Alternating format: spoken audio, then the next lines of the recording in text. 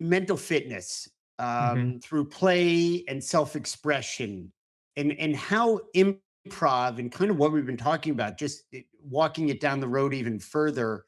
So, Seth, I love that. I think what we're talking about there is now how can we apply some of these skills to a broader set of our life? And what we call that is mindful activeness. So, inside of the studies that we have been doing, we have seen that the brain gets to this certain part where it stops judging. And that's what meditation is mostly in Eastern philosophy has been practicing and working towards. And it does it in an isolated self immolation type way. So, typically meditation is I'm going to remove myself from my community so that I can focus on this inner life that I have. And it's awesome. And meditation, people should absolutely use it. It is more difficult in Western society to attain that removal from our community. Um, Most of us have kids, or not most, but a lot of us have kids. And if you don't, even if you don't, you're interdependent in a different way. Typically, people don't put food in front of your door because you're about to go and do a monastic practice. So you kind of have to figure out how to make a living.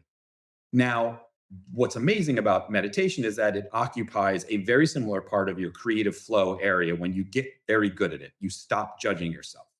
The same is true around these games. That's what Vivek was saying. They're shortcuts. When you play these games, you are serving the present moment. In your brain, you are feeding that same part of your brain, the medial lateral prefrontal cortex, as you do when you meditate.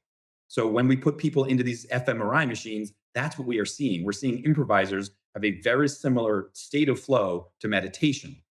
Now, what does that mean? Wow. It means they tend to get to these delta waves inside of their brain that allow them to not be so prescriptive and so synaptically concise through the same routes over and over again. That repetition, that part of your brain gets plaques and tangles because of that repetition. So plaques and tangles lead to a lot of brain functioning default.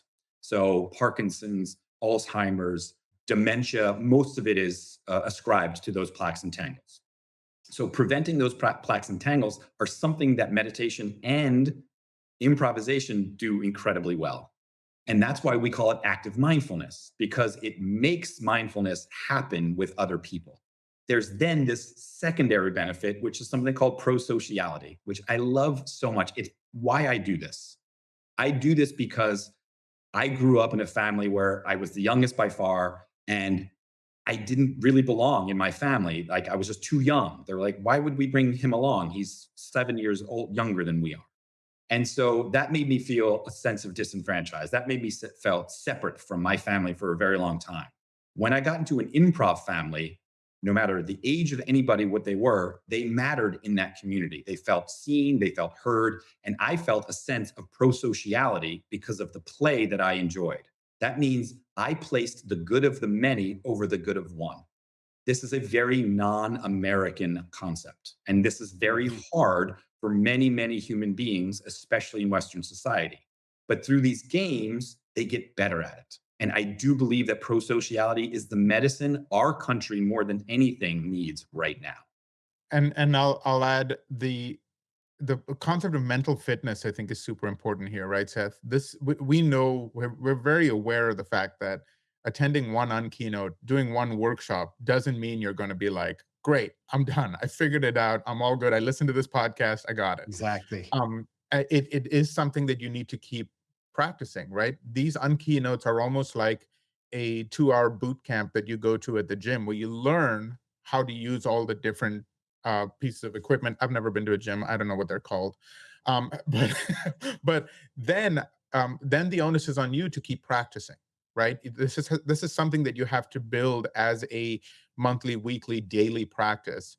The interesting thing about creating habits, as we know from the myriad of books that are written about it, is that it's a really difficult thing to achieve behavior change without first creating a habit. And in order to create a habit, it needs to be something that you actually enjoy doing. There needs to be some sort of dopamine release, right? So these games Sure. are a great way to say, hey, play these games every week, every day, whatever it is, with your kids, with your partners, with your colleagues, and that can start to build that muscle. But it's sometimes really difficult. Something that we struggled with for a long time as folks who teach kind of applied improv is, in order to practice these games, you actually need to find someone else who did the workshop as well, who understands the language, who's able Right. to, yes and with you or whatever it is. That was always kind of a sticking point for us. We'd say, we do this great workshop, and people say, great, how do I practice? And I say, go find the person who's sitting next to you. In the last couple of years, that completely changed because of AI, because of the fact that we now could use AI not as a tool to give us answers. We've actually adapted it so that it becomes a tool to ask us questions that make us be the generative model here, like makes our brain go into that generative space. So that's what we've built out now as a tool for people to use after they've gone through our experiences. So now anyone who goes through one of our keynotes gets access to one or many of our games that are digitized, that you are playing with a generative AI partner, which is an even lower risk exposure therapy because you're just texting with something that can't judge you, that can't fire you, that can't call you stupid. It can, but we've trained it not to. Um, Right. I mean, that is some that's you leaving the door open for some, but yeah, I just think exactly. that's brilliant because it becomes a true collaborator. And I've always felt that little that I've used ChatGPT or whatever, the prompts, I feel Mhm. like I'm collaborating. I write a poem, I don't like it, and then I say, give me a little bit something else. So Right. there is a collaboration, but you've kind of flipped it. That's right. That's right. And that's the beauty of it. Yeah, that's the Yeah. magic.